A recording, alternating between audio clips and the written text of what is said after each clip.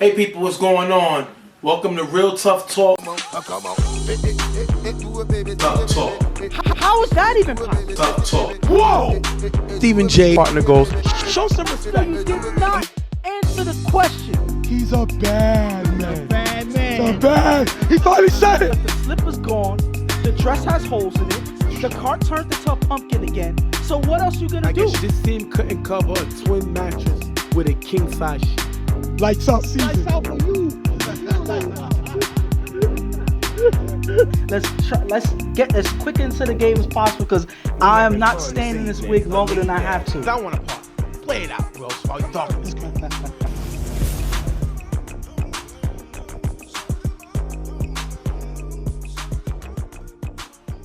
What's going on, people? So excited to have you this week on another episode of Real Tough Talk. I'm Stephen J, here with my partner Ghost, and we're here to go over another week in the BQFL season. I'm gonna say, obviously, we're always excited to check out the games for you guys, but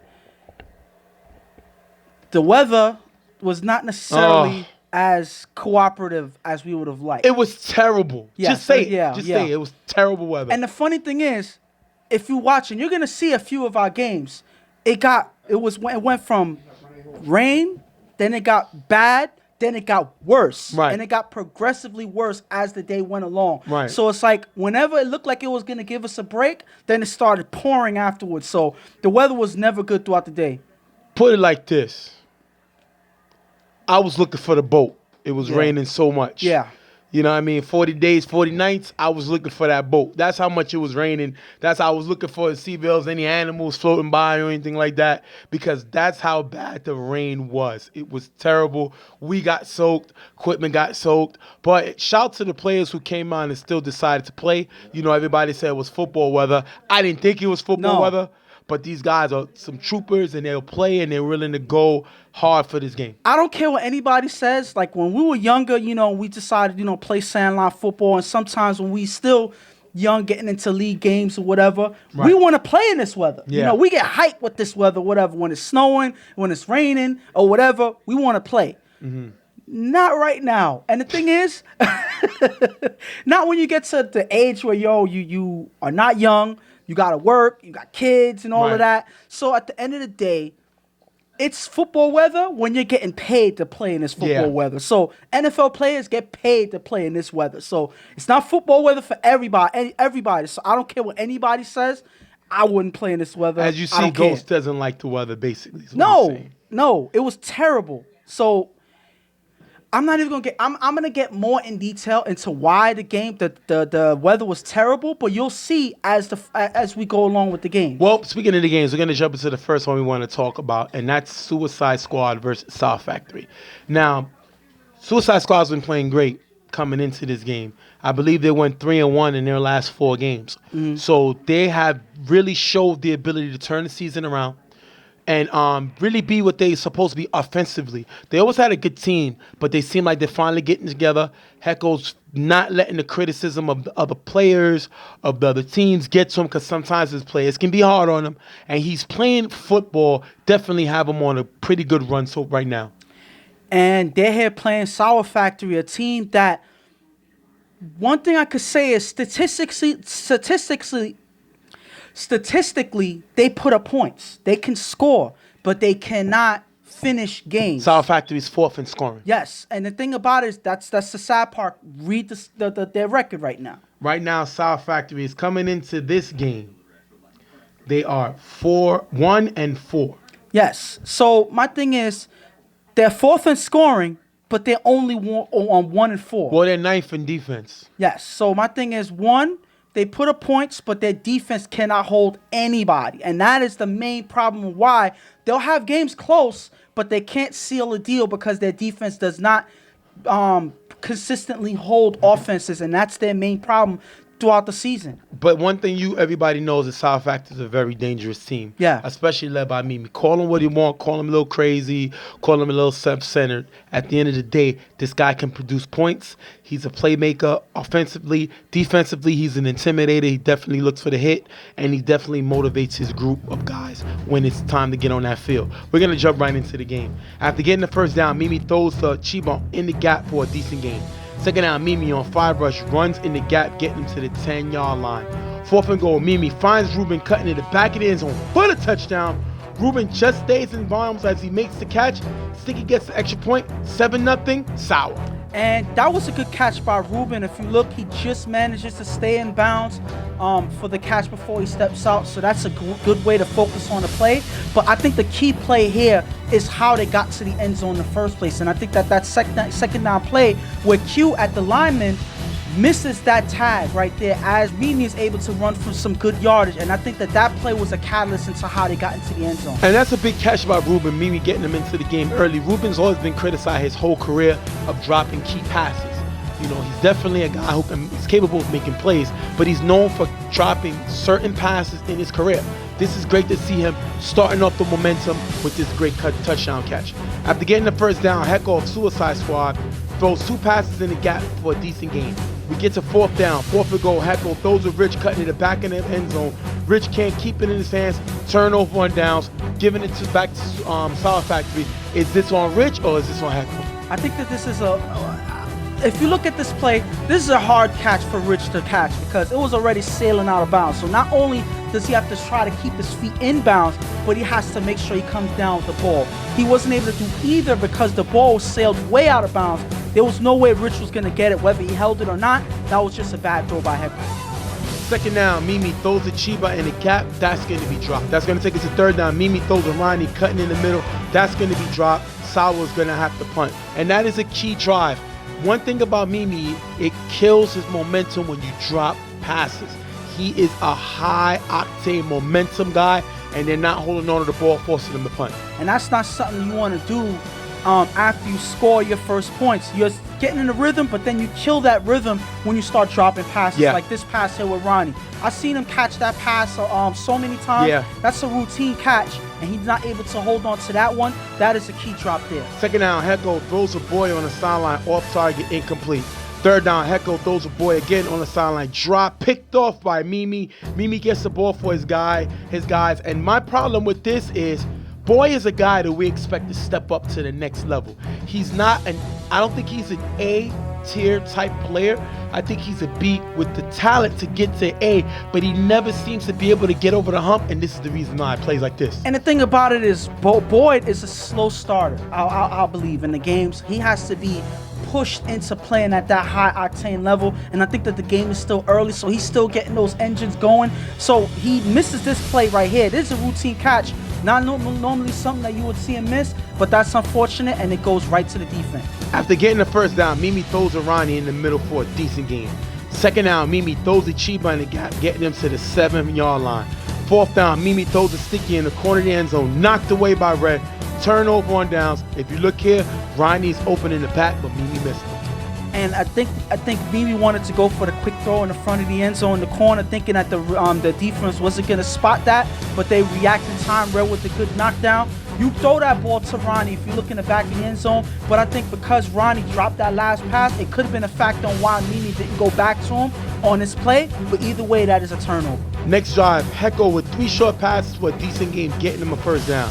Then Hecko throws a Rich in the gap, getting him to the 15-yard line. 3rd down, Hecko throws the ball in the back of the end zone, caught over Ruben for the touchdown. 7-6. Sour is up, but Suicide is creeping back. And that was redemption from that drop pass that led to the interception, that last You drop. said it, he starts Boy was late. able to get his engines going again. It's bad that it takes certain things to motivate him to play higher, but that's exactly what happens here. He's able to make that catch over Ruben.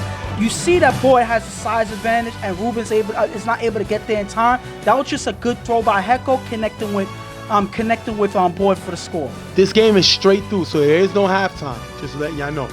We're going to jump right back in the game. Remember, it's 7-6 right now. Sour up by 1. Next drive, Mimi on first down runs in the gap on 5 rush for a decent gain. Second down, Mimi throws a Ruben in the middle through 2 defenders. He runs all the way to the 3-yard line in the first down. This is the type of player we need Ruben to be. He talks a lot, and I don't have a problem with the talk, but you got to be consistently able to back that up with your play. He's bringing that play today. And one thing I like is that Mimi is not hesitant to make a throw like that. Yeah. The defenders were there, but they gave Ruben enough space to have an opening, and Mimi throws it right through those two defenders before they're able to react, and Ruben's able to get some big yardage. First and goal, Mimi finds Ryan in the front of the end zone for the touchdown. 13-6, Sauer. And this play was an easy touchdown led by that huge play that they had previously with that pass to Ruben. The thing about it is, just looking at this play, the fact that they left the middle open enough for Mimi to make that throw and for Ruben to get that extra yardage, that just shows that they're giving the middle way too much space. That gives the opportunity for receiver to run with space and get some extra yardage. They got to clean that up. Hecko throws short to Rich in the gap, who runs and pitches it to Rico, running to the sideline for a big gain and a first down. Sal was sent to on the rush, leaving Rich open. Let me tell you something. Rich could be a knucklehead sometimes. Rich could play out of control sometimes. But Rich is capable of making big plays because he'll die for his guys on the field. And this is another big play by Rich, pitching it to Rico for more yards. Very unselfish, great play by Rich there. But the thing about this play is, if you look at the defense, this is why they give up so much points, because they don't have good decision making. You have one guy helping the giver rushing in, but everybody else is playing man. So if you think about it, one guy's going to be wide open. Yep. So because you're not zoning out the defense and they're not guarding certain areas, some guy's going to be wide open. That person was Rich, and that's why they was able to get some big yardage there. Second down, Hecko throws to Rich, cutting on the sideline. Mimi with the hit in the air. Hector drops it incomplete. They wanted a flat. Hecko throws to Rich, cutting on the sideline. Mimi with a big hit on Rich. He's going to drop the pass, incomplete. They wanted a call for a flag on the shoulder. What do you think of the play? That was not a shoulder hit or anything like that. That was a clean hit. The fact that Mimi came and he hit him hard, some people would say that it looked dirty, but if you slow it down here, he came with the hand straight up, and Rich just takes the hit. That's an incomplete pass. You get up and you run for the next play. Hecko can't get the ball any further, and they're going to have to punt, giving it right back to Sauer. Remember, it is 13-6 Sauer. Now, Sauer can't get anything, and they're going to end up punting going 4 now. They're not able to move the ball. They're going to end up punting and give it back to Suicide. Second down, Hecko throws to Rico, cutting in the middle for a decent game. Third down, Hecko with G blocking is still sacked by Flacco, and nobody short. That is a huge sack by Flacco to get involved with G blocking and make a big play. The fact that Flacco's able to fight through somebody like G just shows that Hecko had nowhere to go. Eventually, G, even though he's a good blocker that he is, the defender's still gonna find a way to fight through, because nobody's short, nobody's open short. Hecko had nowhere to go, and he ends up getting sacked. Fourth down at the 35-yard line. Hecko throws it up to Rich, one-on-one with Chiba. Rich makes the catch, is hit by Mimi, but still holds on to the ball for the touchdown. Great play by Rich. And this is the thing that kills me about Rich. When he is fully focused on the game, he could be a person that can be very damaging in that game. He gets out of it sometimes or whatever, but keeping him in the game, he's able to make big plays like this on offense and in defense. He's able to take the hit, hold the ball, and this was a clear mismatch between him and Chiba, because Rich has the size advantage and he's able to get over him for that catch. So impressive play, and Hecko with the good throw to get the ball to him. They're going to go for 2 because they're chasing 1, 13-12. Hecko is going to find Boy in the back of the end zone for the 2-point conversion. 14-13, Suicide. If you look here, Chiba lets him go from the sideline. Boy gets open for the 2-point conversion. And I've seen so many defenses make this mistake. The fact that, okay, first thing about this is Chiba's outsized by guarding someone like Boyd anyway, so that's going to be hard to guard regardless. But because Chiba's the only one still playing zone defense, he doesn't leave the sideline, something that a lot of people keep saying. Remember, they always say, don't leave the sideline. Always. Don't leave the sideline. Always. But if you're playing man, what are you supposed to do? You got to follow the receiver, so you got to leave the sideline. He chooses not to here, and because of that, Boyd's left wide open in the back of the end zone for that 2-point conversion. And this is what we talked about. This is what I've been saying. Boy is capable of being an A-type player. He's inconsistent, and we've seen some games where he disappears. He's up this game. He started slow, got some momentum, and made 2 crucial plays in the game. Great play by him. Next drive, Mimi chasing. He's right now down by 1. Second down, Mimi throws deep to Ruben on the sideline. Ruben stopped running, picked off by Rico, who's going to run it down the field, pitch it to his brother Q, who runs it in the end zone for the touchdown. Suicide Squad comes away with the win, 20-13. In all truthfulness, the game was over once Boyd caught that 2-point conversion. You saw it because after that, when Mimi tried to throw that pass there, you could tell that there was no direction going with that play. Ruben wasn't in sync with him. There wasn't really nothing that they were going for. And that pass was thrown way over Ruben's head. So there's no way he had a chance to get it. So after that 2-point conversion, you could see on that side, South Factory team that the game was over for them. And this is the most unfortunate thing about watching Sour Factory lose over and over again. It's because they're always in the game. They always put up points. They always stay in the game, but they can't seal the deal with their defense. And that is the main problem. And that is decision making. They don't have a defensive plan. They don't have somebody like, I believe their defensive captain is Shaq, if I'm right. Okay. I believe so. Yes. So whoever their defensive captain, I'm gonna mention Shaq, but maybe I'm wrong. But somebody has to step up and strategize for this team. They gotta have a set defense that's gonna have a game plan out there, because it seems like they're just flying out there blind, willy-nilly. Okay, we're playing man here. One guy's playing zone, the other guy's playing man. So the whole defense is not in sync, and because of that, they leave so many gaps open on defense, and that's just killing them throughout the season. And this is yet another game where they let it slip through their fingers. It's a big win for Suicide Squad right now. They're 5-3. But the issues still seem to be the issues. When you look at the stats, their Suicide Squad is 7th in scoring. Suicide Squad is 7th in defense. Not going to get it done. We got to come around because we got a lot of teams in front of us. We got teams, that can score the football. You got teams like Brotherhood. They score. Primetime, they score. So we can't be the number 7 defense when we got teams that score, especially teams that we're possibly going to play in the playoffs. But the key to this was we held our head. We kept our composure. We held a team that usually scores, a South Factory team that scores 19.2 a game. We held them at 13 points. I'll take that. That's a touchdown less than what they scored. That's awesome. I will take that. That's why we end up winning this game. Hecko looked like the type of quarterback he is. You can't get mad when somebody shows you who they are. He's not a guy that's going to put up a lot of points. He's not a guy that's going to make too many big plays. He's a guy that's going to attempt to be consistent, attempting to chop the field up, and do his best to score points in the red zone. He's not going to be throwing too many bombs downfield. Yeah. It's not his game. I think guys like Hecko of Suicide Squad, Dion of Super Friends, Vaughn from the Gunners are all quarterbacks we've seen get yelled at.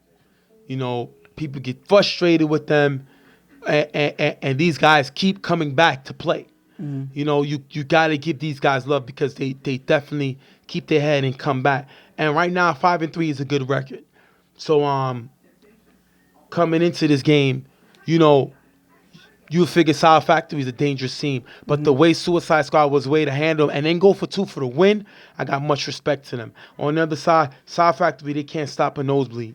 They can't stop anybody. They give up their 9th in points given up. They give up 20.1 points a game. Only the 1-6 grave diggers and the 0-8 unit give up more points than them.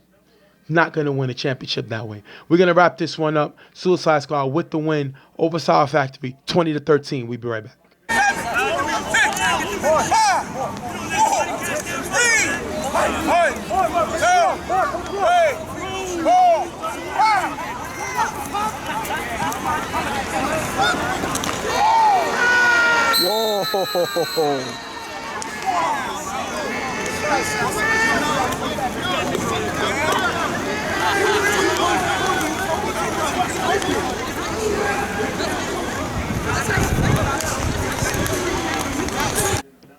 Next game up, Eastern York versus the Unit.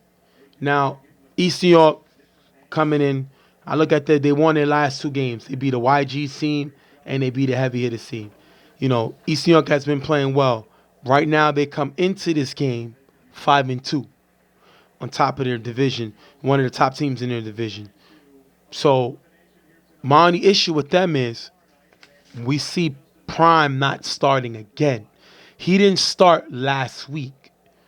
And a lot of quarterbacks will say it's hard. You get rusty when you don't throw. I don't know what's going on, especially versus a 0-7 Unit team. You would expect him, if whatever's going on, to throw against this team. I think something's up. Prime is hurt. Something's wrong. I think he's hurt. Because there's no way he hasn't thrown in the last 2 games. Something's wrong. And the funny thing is, if I remember, we covered the BQFL last year, I think in the summertime, and he played towards the end of the season. He got hurt, and he was hurt throughout the playoffs, if I'm right.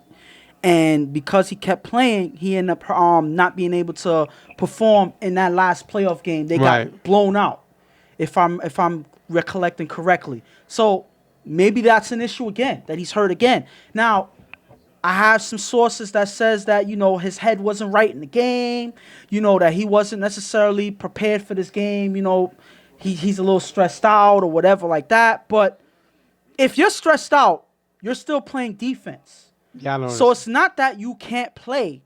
You're just choosing not to play quarterback. So regardless of what's being said about his condition or whatever, I don't believe that it makes a difference. If you're hurt, just say, okay, I'm resting now. I'm injured. I'm trying to save my arm for the playoffs. That's a legitimate reason right there. You know, people may be a little concerned about your game, but I would say I would rather be honest and say, okay, we're trying to save it for the playoffs. And just be honest about it. This whole song and dance about everything else, I don't think that it's necessary, and it just doesn't help you at the end of the day. That's just me. It don't matter to me. I think Chris is a better quarterback than Prime. I do. And then you put stuff like that out there. I think Chris is a better quarterback, and the longer Prime waits to throw, it's the more rust he's going to get. Come the playoffs, the minute he throws an into, the minute he can't score, they're going to be looking and saying, maybe it's time to get Chris here. Yeah. Especially being some of the young guys that's playing on this team is from the Little Rascals team. Yes. So the more Prime lets Chris throw, the more he's there to replace him, because Chris is a better quarterback. I think he's a better thrower. I think he's faster. I think Prime is more elusive. And I think Prime is more of a veteran. But talent-wise, I think Chris is better than him. And Chris is left-handed. On the other side, you got the Unit. They're good guys. You say that. But what more can you say about a team that's 0-7? What more can you say about a team that's 10th in scoring? The only team that scores less points is heavy hitters. What can you say about a team that gives up an average of close to 24 points a game? Worse in the league. What compliment can you give a team like this? That they have heart, that they're going to keep playing them regardless of what. I mean, that's the best you can say. And the sad part is, I'm not going to say that they are a talentless team all around. The Unit should have stood in the C2. They moved up to the C, and they clearly wasn't ready. They're clearly over their head. They clearly need more talent. Yeah. Now, I give them respect because they moved up. But they didn't really get moved up. They got kicked out of the C2. And the thing about it is, remember, when they were in the C2, they had Melvin as their quarterback. He was one of the, he played, He was on the team, He did throw. He was one of their players also, and X. Yes. But when you those guys make this team bad now? I'm saying that they're not there no more. So those are 2 guys that you lose as you move up into the C, and those are 2 key guys that you lose. So they're not the same team anymore. Ralph is not the same quarterback player as Melvin. And then to lose a player like X, it's a big detriment to your team. So they have some guys that's left over, but I would say that they're a skeleton team compared to what they were before they left the C2. All right, we're going to jump right into the game. After getting the first down, Chris throws deep to Andy. In the middle, wide open, in the end zone, for the touchdown, 6-0. Eastern York, if you look here, both safeties leave the middle open. Did you hear that? Both safeties give up the middle, which is why they give up so many points a game. And this is just low defensive IQ. Like, this should be something that should be plain as day. You see a receiver flying straight through the middle, Pick them up. somebody got to pick him up, but then you got to communicate. The linebackers got to point him out. The safeties got to pick him up. But because the safeties are choosing to pick up their own receivers, they're not watching who's flying down the field. He's left wide open for the score. That's just no understanding of how you play that position, and that's why the receiver's wide open. Second half, to get in the first, Ralph throws the receiver on the sideline. That's going to be dropped. Third down, Ralph throws the Corey cut in the gap. That's going to be dropped also. Last down, Ralph throws it up in the end zone. Knocked away by Chris. Turnover on downs. You can't drop passes and want to win. That's not on Ralph. He can't catch for himself. Yeah. Crucial drops. That's why you're one of the worst offenses in the team, because you can't catch the football. That's going to be a turnover. And the thing about it is, knowing that Ralph is not necessarily having the best season of his life right now, drop passes is going to make him play even worse. So you got to get your momentum going, at least to start something positive for Ralph to play toward. And that's something that affects both sides. When one side is doing so terrible, it leads back into the defense not scoring. And that is probably why they're doing so bad on both sides of the field. After getting the first down, Chris throws the Pops in the gap for a decent game. Third down, Chris throws the Benji open in the corner of the end zone. That's going to be dropped. Fourth down, Chris with blocking from Malik throws the Rican in the front of the end zone. That's going to be dropped. Turnover on downs. I guess East New York have the same virus or cold that the unit had, because now their guys are dropping the ball. So it must be contagious, because this is both two horrible drives on both offenses. Now, I'm going to say something that you're going to hate me saying right now. What?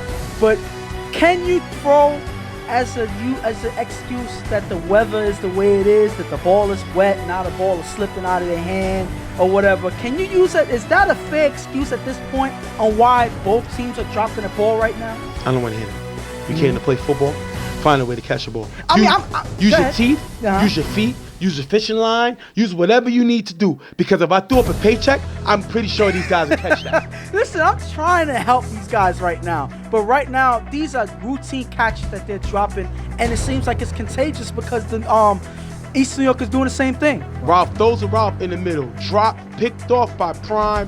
East New York getting the ball back. Now, maybe it's because Ralph was throwing it to Ralph that Ralph dropped it. Now, it's two different Ralphs. Yeah. But the both names are the same, which is that both names are attached to the team, which is pretty bad. So I guess the drop was inevitable, giving it back to East New York. What are you going to say? I'm disappointed because I know this team has a little more. This is not about talent. Yeah. It's about effort. It's about having courage. It's about saying that, you know what? We're not going to let these teams do this to us, and I don't think they got that memo. I mean, certain guys are playing like they're already losing, like the game is over. You know, They and act like that in a coin toss. I'm not gonna keep beating them up, but it seems like they understand where they are right now, and it's affecting the way that they're playing right now. Second down, Chris throws a Nas on the sideline, tipped by Bobby, almost picked off by Ralph. Third down, Chris throws a pop in the front of the end zone. That's going to be dropped. Fourth down, Chris rolls left, throws a reap in front of the end zone, knocked away by Grizzly, turnover on downs. That is a great stop. Now, don't get me wrong. The weather's the weather. You're going to drop passes. But you got to find a way to adjust. That's my only issue with these. You can't make the same catches that you would usually make when it wasn't raining. That's all I'm saying. But the unit comes away with a stop. Any stop the unit can make is a celebration. They show that they're capable of making stops. It's called defense. You can play it. You know what you got to do? Basically stand there. And they finally did it and made a stop. Fourth and long after two short passes, Ralph throws a Bobby open the middle for a nice game, pick up the first down. The middle was open. And these are the plays that I know Ralph is capable of making. He's not a home run hitter. And one thing I think takes away from his strength, his arm strength, is that sidearm delivery. It's hard to throw a ball downfield with that sidearm delivery. But the key is he can be dangerously accurate because of the sidearm delivery. He's able to find Bobby for a huge first down. Second down, Ralph throws the tie in the middle. Ty runs past the ball, incomplete. 4th down, Ralph throws to Corey in the corner end zone for the touchdown. Nobody guarding the corner. Matthew gets the extra point. 7-6, unit with the lead. And the fact that they gave Corey so much space on the sideline. If you look here, there was 2 receivers there before there was the next defender. You count, it's Corey, then I believe that's Matthew, and then you have the defender there. So they gave him so much space. Corey's able to just sit there and wait for the pass to sail right into his hands for the score. Good throw and good eye by Ralph. Finally, they're starting able to capitalize, and they're getting back in their game. Well, I guess they're not accustomed to capitalizing. I guess they're not accustomed to keeping the lead. I guess they're not accustomed to try to win the game, because what do they do on 1st down on the next play? Chris is able to throw deep to Nas, running in the middle, caught in the end zone for the touchdown. The safety tries to guard him. The linebacker tries to guard him as the safety never goes to help. 12-7. The linebacker has no shot to guard Nas. Nas is the best receiver on this East New York team. So why would the linebacker be running? Well, because the safeties don't know that it's his job, and that's why it's 12-7. I'm one that'll argue, maybe I'm the only one that thinks that, but I think that Nas is starting to get to the point where he's too talented for a lot of C2 defenders to guard. He is a very hard receiver to guard because he has speed, he has the height, he has the hands, and then if you give him this much space, of course Chris is going to throw it to him. He's wide open. The sad part is the safety here is not communicating with the linebacker. There's no way that the linebacker is going to be able to keep up with him. The linebacker has to call him out for the safety has to pick him up. But because these guys are not communicating together, they leave the worst guy open for the score there.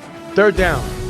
After a short pass, Ralph on 5 rush scrambles and throws a bob in the middle. Picked off by Nas, giving it right back to East New York. Nobody's open short. You got to take a sack. If you don't have anybody, take a shot, sack, live for 4th down and see what happens. He threw a bad pass because he was pressured. Ralph cannot run, as we all know, and it's intercepted. He gives it right back after they just went down. But yes, you're supposed to take a sack, but the thing about it is, a lot of these guys that's running out for these plays, they're not looking for the open gaps at all. They're just standing there waiting for the pass to come to them. You got to keep moving. Ralph is moving. He's scrambling. You got to move with him. You can't sit there and wait for the pass because you're just giving the defense, you're doing the defense a favor by staying stationary and giving them an easy play. After getting the 1st down, Chris with 2 short passes for a decent game. 3rd down, Chris finds Benji in the front of the end zone. What a touchdown. Reek gets the extra point, 19-7. If you look here, Grizzly gives him too much space, and Chris finds Benji for the touchdown. And eventually, them missing so many opportunities, you're going to see East New York take over the game at this point. And as you see with Benji, Grizzly's there, but he's sliding over too much in front of the ends, and he gives him too much space. Now, I'm not going to say that, he's not fast enough to guard this guy. Grizzly's a terrible defender. But listen, fine. But on this play here, they're right in the end zone. So it's not like he has to chase him anywhere. All you have to do is stay in that vicinity. He's giving him too much space, watching the quarterback, and because of that, Benji has to stand there and he gets the easy. Why is Grizzly watching the quarterback? Is he gonna jump around? If is he Deion? No. You gotta be who you are. Deion Sanders, I guess. Yes. Yeah. Anytime I say is he Deion, if you don't know who I mean when I say is they a Deion just for first name, you need to not be watching this video right now. It's not difficult. I didn't ask him to solve cancer. I didn't ask him to do the Einstein theory of relativity, his humidity, whatever it is. I did not ask him to find the secret to women. I just asked him to stand there and not let your guy score. That's it. Don't let him catch the ball. That's it. That's all.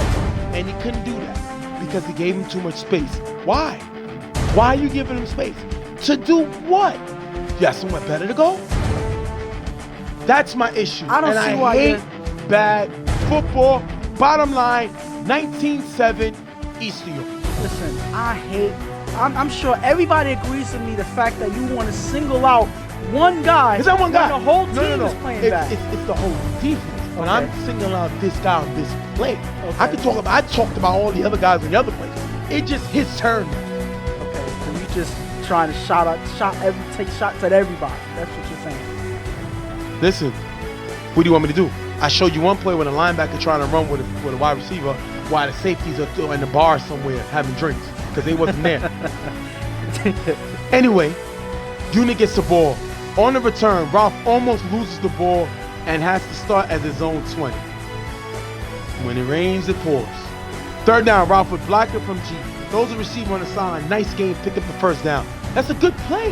This team is not terrible. No, they're terrible. Okay. Yeah, they're terrible. They're terrible. Last play of the game, Ralph throws it up incomplete, ending the game 19-7 East New York. Yeah, I'm just gonna say we both know this team is terrible. I'm sorry. It's on paper they're terrible, but it's because it's mistakes that they make. Yes, that's what it is. Yeah. It's just mistakes. It's not like this team is dumb. I'm never going to call nobody dumb. You didn't come out here to play football and be considered dumb. Nobody I've seen out here is dumb. But when you make certain mistakes, when you bad fundamentals, no communication, no care, no effort, that is bad football. And that is how you become 0-8. That is how come you give up 23.8 points a game. That's why you only score 9.6 points a game. That's why your team is 0-7. This is all you. I'm not taking shots at you. I'm not trying to disrespect you, but the numbers are the numbers. The footage is the footage, and you got to blame yourself. I am just telling a story. Okay? Like Steven Spielberg. Like Stephen King. Steven Spielberg. Okay, I don't know why you're making stuff up now, but Bottom line, I'm just giving you a story. Like Okay. Biggie Smalls telling a story. okay. Don't get mad at me because I'm telling what I see. All right. It's just what I see. Listen, and I'm just my final thought about this again. All it takes on defense, and I think that the main issue is you got to know when to go man, you got to know when to go zone, and you got to communicate. That is the key to any defense. I don't care who you are. But because they're not talking when they need to, that's when they get beat. That's when guys are left open. All they got to do is find a way to communicate and be consistent with it. Again, they're not the only team that has this issue. It just affects them much more. That's all it is. I'm going to get on East New York, but I want to say one more thing about the unit. You need to take this video, take what I said, take your record, take teams laughing at you, make it bulletin board material, put it in your chat, and come out and say, we're burying anybody in front of us. At the end of the day, you know my saying. I always say it. You don't got to respect me, but you will not disrespect me. And that's how you got to go out and play football. Well, you don't always say that. That's the first time you say that. That's just something you probably think. I've always said that. I've never heard you say it. That's your fault. Sure. Because you say a lot of things. No, I usually say it when I ref. I told guys that. Here you go. See? You don't have to respect me, meaning greet me, what's up. I don't mind that, but I'm not going to be disrespected. Now, on the I other like side, the saying, though. East New York, 6-2. Number 5 in scoring. Number 3 in defense. Chris is a better quarterback than Prime. Chris has thrown their last 2 games. They have won their last 2 games. Chris throws for Little Rascals. Chris needs to either be the starting quarterback of this team, or maybe him and Prime need to switch. Maybe Prime should go down to C2. Let's not start that. Listen, at the end of the day, I'm going to tell you how this is going to backfire. 1, if you're not there mentally in the last 2 games, I don't know how you're going to figure it out before the playoffs. That's 1. 2, you're going to get rust because you haven't thrown in a while. 3, all these young guys that really want Chris to throw because Chris gets them the ball, it's going to be waiting for you to make one mistake. And then they're going to say, we want Chris. What team did they play last week? Heavy hitters. Heavy hitters. Another team that, what's their record? Heavy hitters right now are 2-5. So they played 2 of the worst teams in the division in the last 2 games, and that's why Chris threw. Maybe there's a reason why Prime took a break on these games, because he's not worried about these 2 teams, heavy hitters and the unit, I'm not saying that that's an excuse. Is this tackle? No. NFL? But listen to what I'm saying. But listen to where I'm going. I'm going somewhere with this. Now, you're talking about Chris is a better quarterback. You know, Chris is this, Chris is that. I'm not taking that away from him. He's talented. And maybe that is the case. But I haven't seen anything yet because he hasn't seen a team that I'm going to say, okay, he's the real deal. He's playing against this team and he's doing this. He did it against the heavy hitters. What is their statistic in defense? Heavy hitters defense are 6 in defense. 6 in defense. So they're not one of the tops in this division. They're not in top 5, no. Exactly. But they're 6. So they're 6. But the point is, and they're 6 because actually the team is 3-5 now. They won on a forfeit. So because they won on a forfeit, they give up no points and they score 12, which is going to bring their average up. They're 2-5. Right. And they were 6 in defense before the forfeit. Well, that's they what I'm could have been actually lower. Higher. So my thing is, regardless of that's what's on paper before the forfeit, they're not a good team. Okay. The unit is a worse team. Correct. So am I going to say, hey, Chris is going to win us a championship because he played 2 of the worst teams in the division? No, I can't say that. Is he a talented quarterback? Yes. But is it enough for me to say that he is better than Prime and he's going to take over the team or whatever? No. But this is a false advertisement for what they're doing right now. Because then a lot of guys are going to say, hey, Chris can be better than Prime. Or like you said, that's valid. Led by me. I'm going to be the first one saying that. But my thing is, you say that, and then the playoffs come, and they do put in Chris, and then Chris may struggle. So we don't know what the future holds, whether it's for Prime or for Chris. So this move that they're doing, it's not good for anybody, in my opinion. Prime losing his momentum, he may start to lose his focus, he may play rusty. Chris being put over his head, he may not play as good as he's playing now. So it's not helping anybody that they're doing musical chairs with the quarterback. So I don't see what's the upside with this right now. All I'm going to say is this before you wrap it up. Yes, he played 2 bad teams. I give you that. What is Chris getting right now that Prime ain't? Experience. And reps. Yes.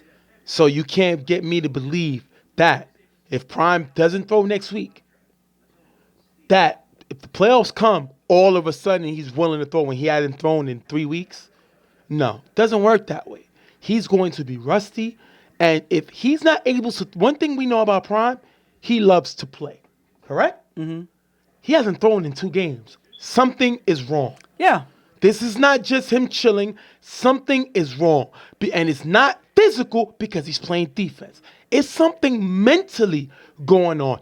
Some mentally doesn't all of a sudden get fixed. Yeah. We got people that lay on the couch because of that. This, but listen, going by your words, you said that you thought he was injured. You said that in the beginning. You said that you think that he's injured. He's just not saying it. I actually agree with you on that. I think that he is injured. Mentally? I don't know about mentally. Because he's playing defense. I don't know about mentally. You're right. But maybe injured his arm. You don't need to throw to play defense. You need to tag. You still got to tag, guys. You still got to use that same arm. The arm is connected to the hand. All right, but the motion is different. I don't want to hear Come on, making Ja. excuses. Come on, Jay. The difference is the motion. You throwing like this is preventing you from doing this. Stop. I can't say that. I don't want to hear again, what I'm saying is, I remember we gave criticism last year when they played in the summertime. And we said that he was playing through his injury. He was playing too much. He didn't give himself a break. Was Chris there? No, he wasn't.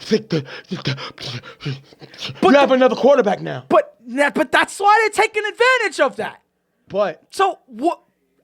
That's what they're doing. So damned if you do, damned if you don't.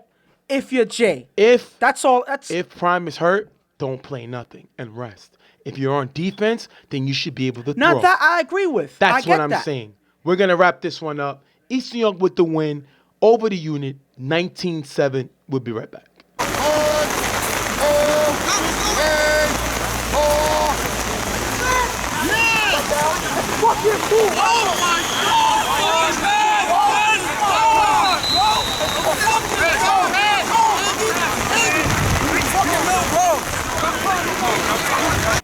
All right. Thanks for coming back with us here on Real Tough Talk. The next game we're going to talk about is Primetime versus the Raiders. Now, the good thing about this is these are two top teams in the division. The bad part about this is the weather's still bad. Yeah. Didn't clear up. It actually starting to get a little worse. Yeah. So, I think that may take a little bit away from the game as far as consistently big plays and stuff like that. But the only thing about that is the standings don't care about the weather. Mm-hmm. Somebody has to win. Somebody has to lose this game. And I believe that one team has the advantage over the other because of the weather and the conditions that's on the field. And I would give that advantage to Primetime because they are a better running team overall. Yes. And because of that, based on the weather conditions, like we keep saying, it's going to be them keeping the ball on the ground. They can go to the run. They're able to run and get some yardage downfield. So because of that, the Raiders would have to find a way to adjust. But as of right now, I would give Primetime the advantage in this game. Primetime is coming in off of a big win in Suicide Squad, 32-21. Definitely a good win for them. The score is definitely not as close as it seemed. They kind of had the game early. And Raiders are coming off of a big, impressive win over Brotherhood, 26-20. Now, Brotherhood is one of the top scoring offenses in the C division. So now these teams coming in, like I said, in this rain, it's going to be, it's not going to be a lot of scoring. Mm-hmm. But I think, and you said you agree with me, that they're going to come in. Primetime has the advantage because they're a running team.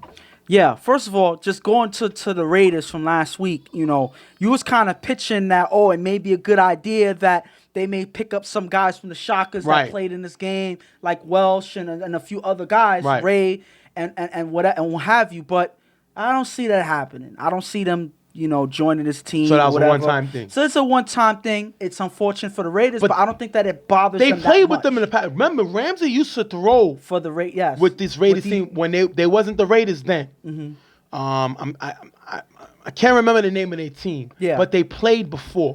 But I understand what you're saying, though. I got what you're saying. So all I'm saying is it's not going to happen. Not at this point of the season anyway. But at the end of the day, like you just mentioned, I agree that Primetime is going to have the advantage based on these weather conditions because the ball is going to be slippery. The field is going to be slippery. Right. So it's going to be hard to throw, especially throw downfield. So this field right now favors running.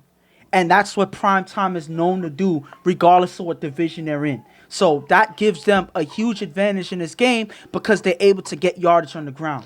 And we're going to have to see what happens also with the Raiders because Chris is back. He didn't throw last week. Yeah. Welch threw, and he put up some points. Yes. So hopefully Chris, their starting quarterback, can show why he's really here, that he's the guy to go to for them.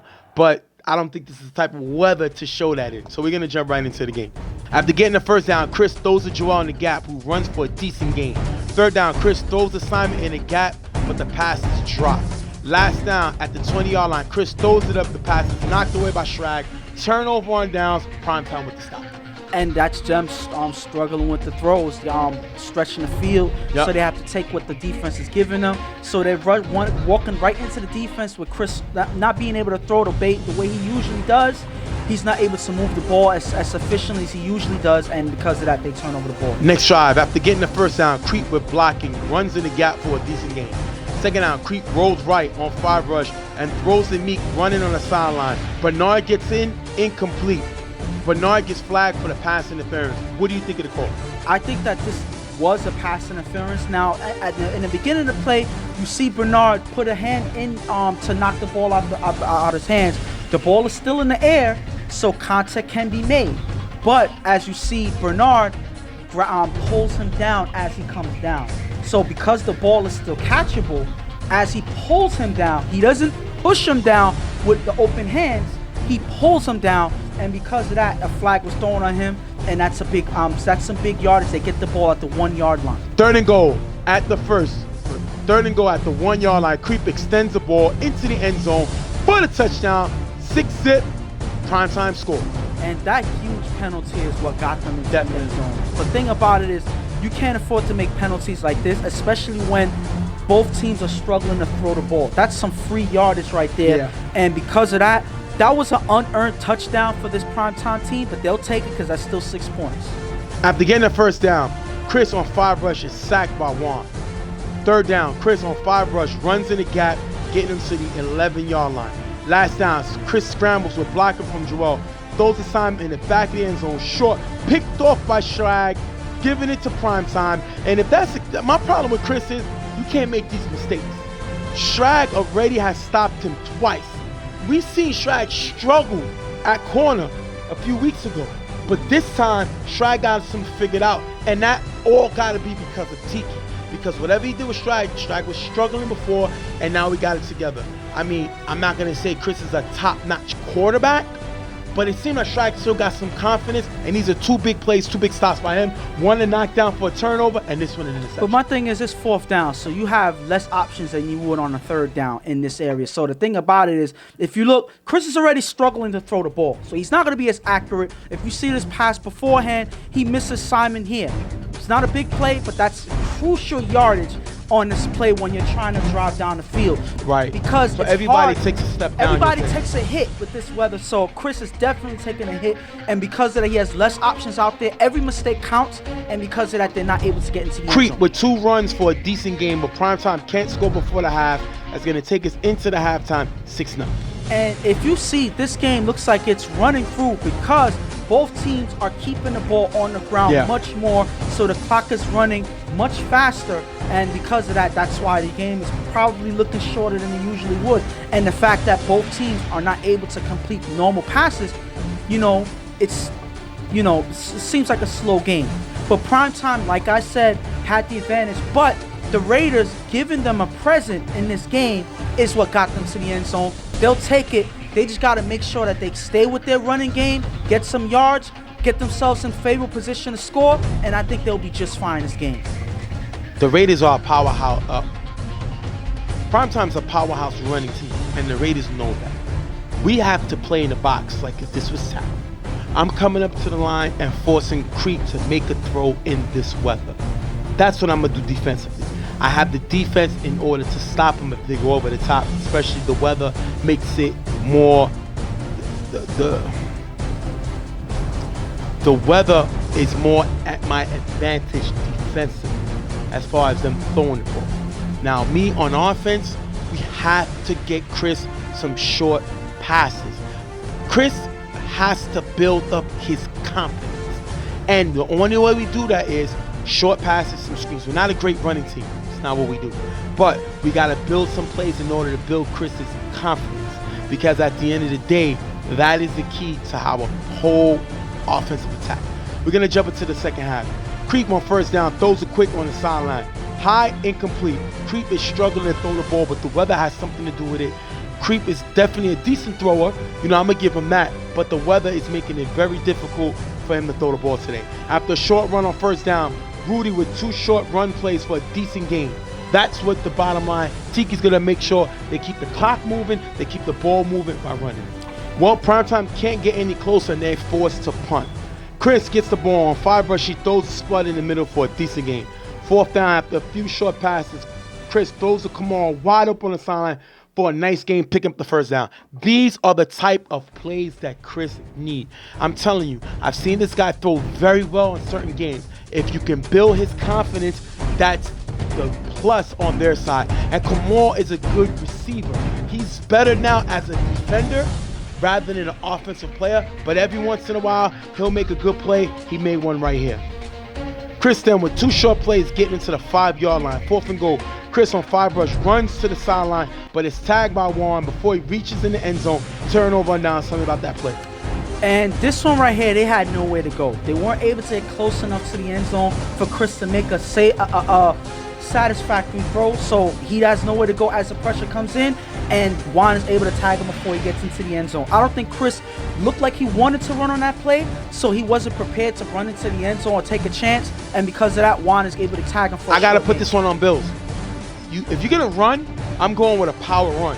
I'm going to run it in the rain, like tackle. I'm not going to try to run in there with Chris. That is not what Chris does. He's not a very good runner.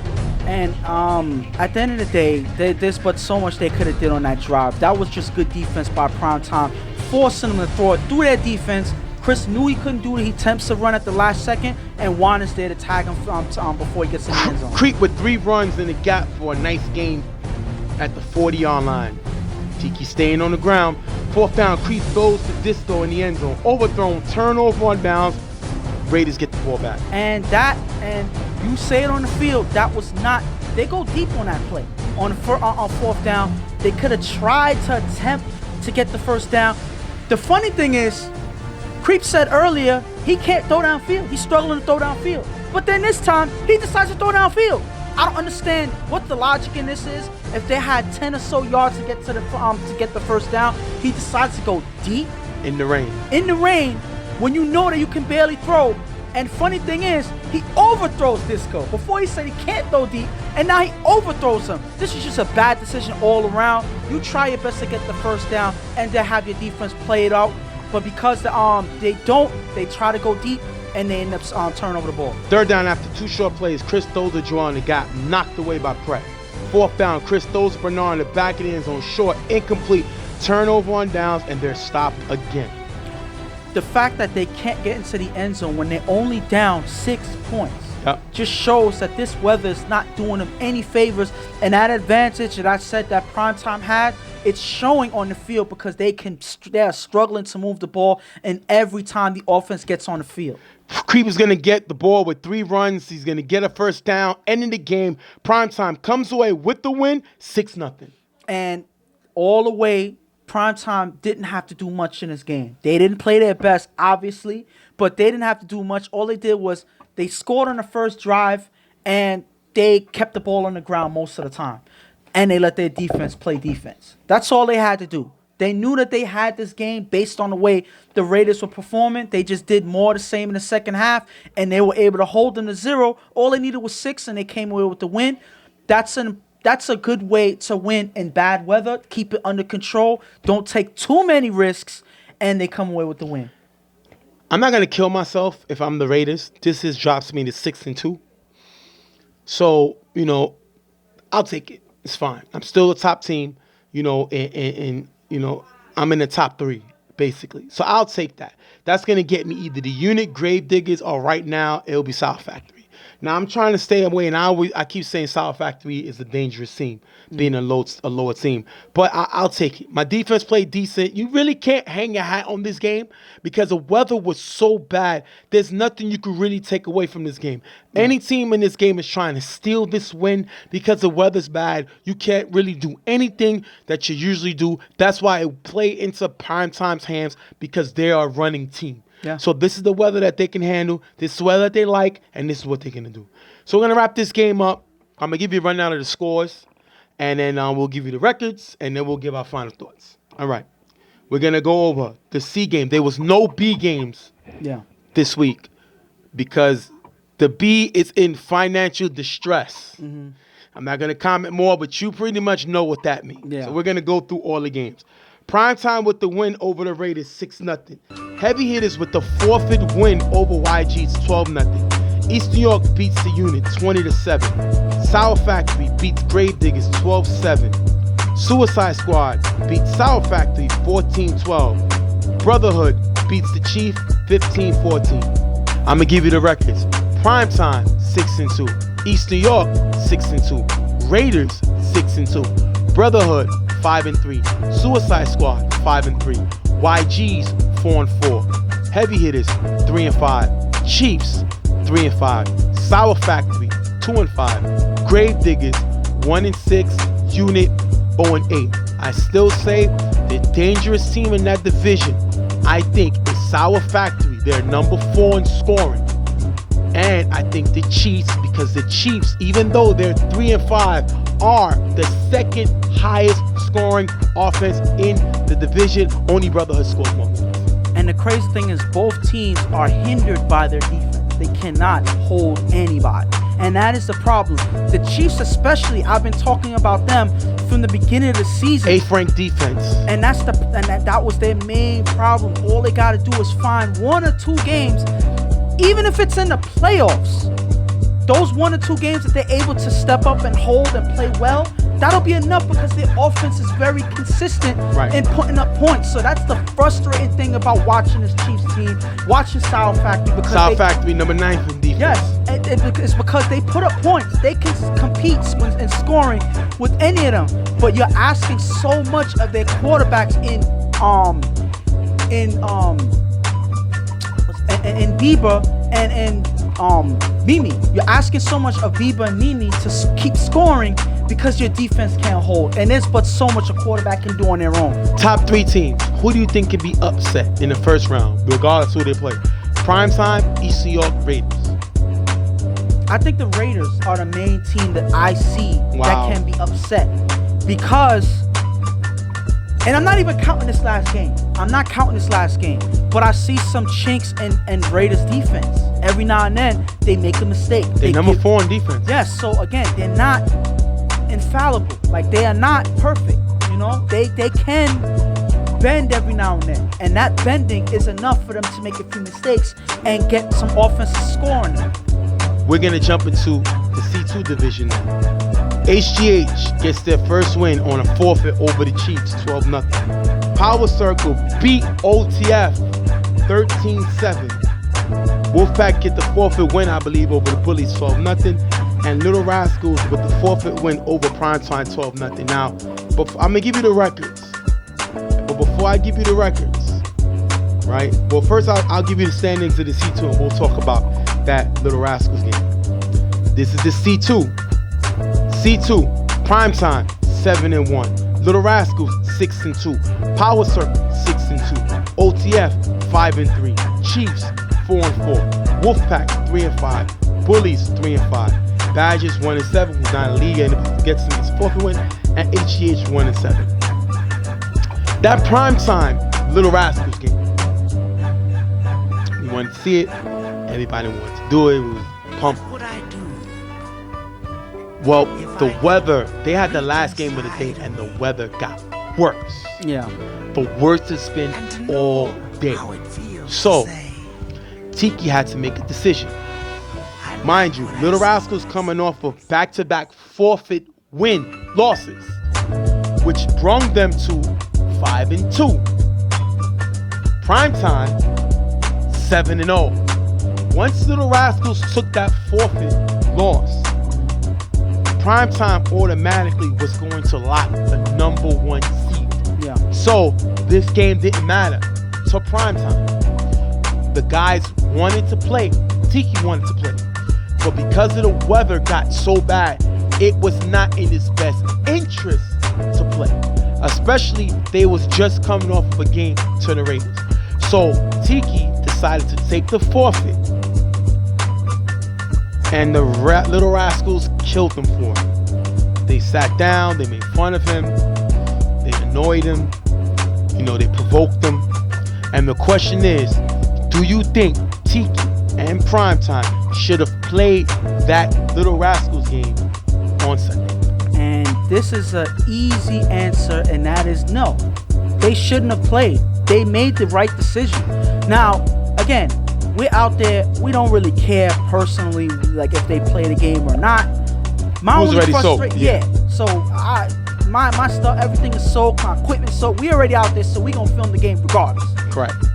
My only problem with Tiki is, and yes, he came to the right conclusion, but pride gets in the way. Correct. A lot. And the fact that Tiki is this team's leader, and he himself wasn't 100% correct on either side of the decision. That's what frustrates. Now, obviously, nobody cares about my opinion. Right. Then you shouldn't on this. But it frustrated me to see Tiki with a should I play, shouldn't I play? Oh no, they talking smack. Now we gonna play. This game is not needed. 1, you cannot risk losing anybody. 2, you saw what happened to the Shockers a few weeks before when they lost one of their main defensive guys on a fair weather day. Yeah. And you're gonna do it on this game, on this stage, with guys that are much younger than you. Look, Little Rascals, I expect them to talk smack. I expect them to want to play regardless of the weather. They're young, They're not looking at tomorrow. They want to play today. To them, this is football weather. And you remember when we were young, And we used to play sandlot football. Sometimes we play in the leagues or whatever. You did more than me, obviously. But you're not worrying about, oh, well, we going to get injured. We can get injured, we can get hurt. You know, you're saying NFL players play in the rain. NFL players play in all types of weather, whatever. There's football weather. But if you're Tiki, you got to think about it this way. The smack talk is going to be there. Who cares? You're not getting paid to play this game. You're paying to play this game. So you can't afford to lose anybody on a game where if you just saw Creep and the C team Primetime had to run the ball most of the time, that increases your chances of getting hurt exponentially. Right. So this should have been an easy decision. I'm not risking my guys getting hurt.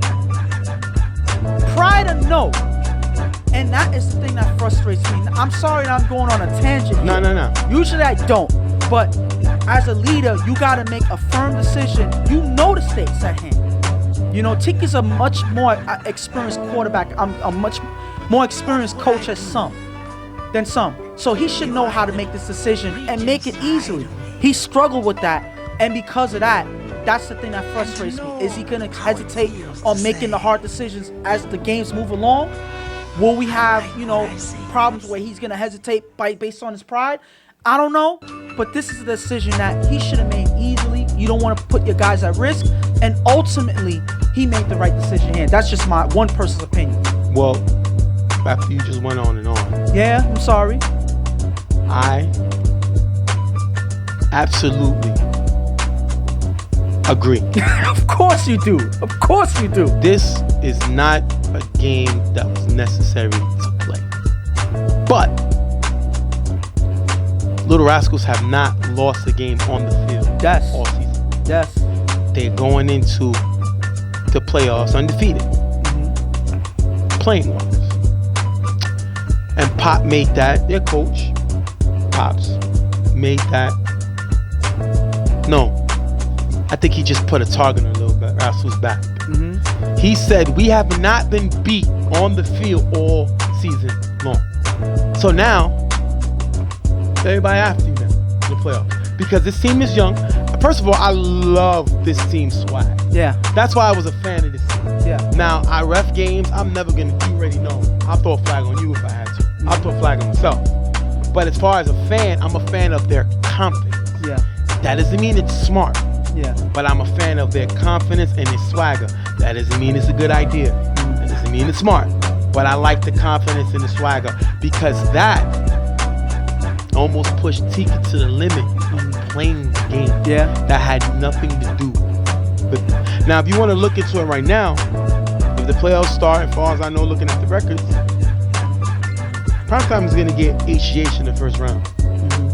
HGH has got their first win on a forfeit. That should be pretty easy. Little Rascals get the Bullies. Now, Bullies can be dangerous on Little Rascals because of Bullies' height. There's a lot of height on that team. So, I mean, I'm not as confident as you in that game. wow. I'm not because there's a difference maker in Paul and Kelvin at quarterback. Right. I don't think Kelvin matches up with these tall receivers well, with the toss-up plays. Remember something that Paul and Pierre were two of the best at in the BQFL. I don't see Kelvin throwing as well as Paul on those types of plays. So that's why they've been struggling throughout the season. That's one.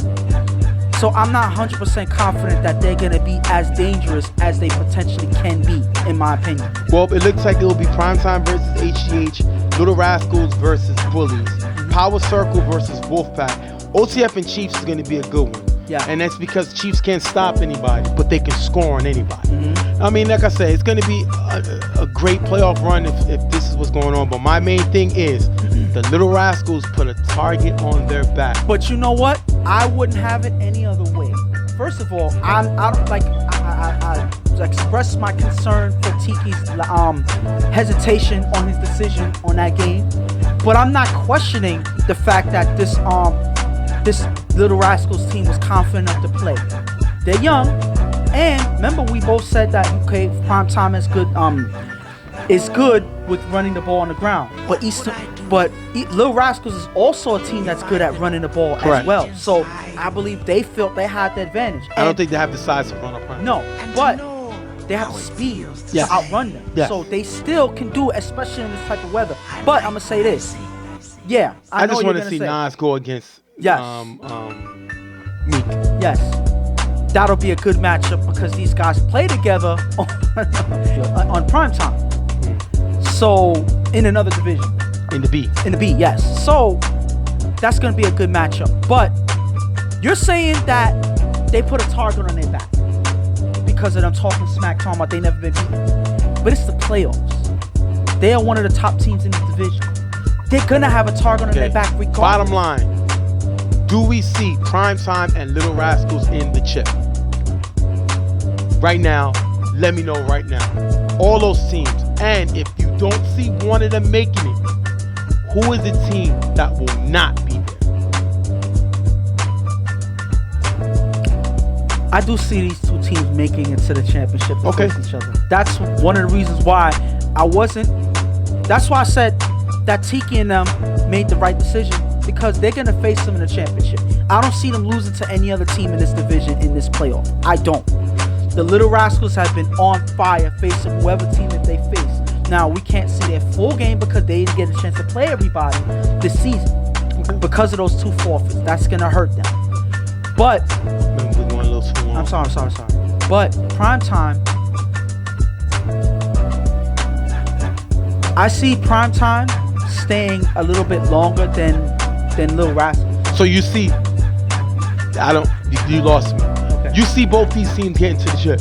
Yes. But you see Primetime beating them in the chip. Yes, that's what I I'm said. gonna have to see. That's 'Cause you said just that- to let y'all guys know. Yeah. He just disrespected OTF, Power Circle, Chiefs, Wolfpack, Bullies, HGH. He just disrespected every other team in the playoffs by saying he sees Primetime and Little Rascals in the chip. That's my opinion. You have yours. All right. Mine. Well, we're gonna wrap this one up, and we're gonna give you actually the play of the week. Starting quarterback of backup quarterback of East New York, Chris. I think maybe he should be starting.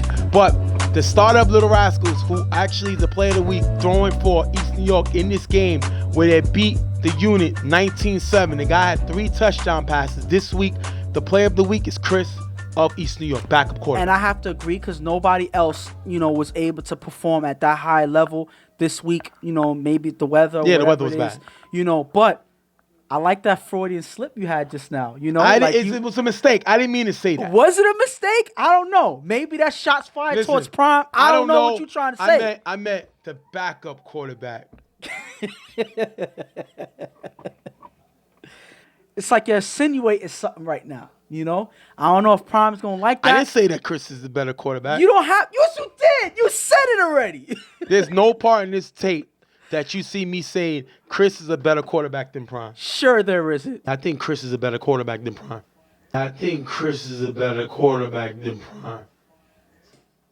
We're gonna wrap this one up, and hopefully Ghost don't show me saying that. But we're gonna wrap this one up with Chris getting the play of the week. Definitely a good time. Listen, it was a great day.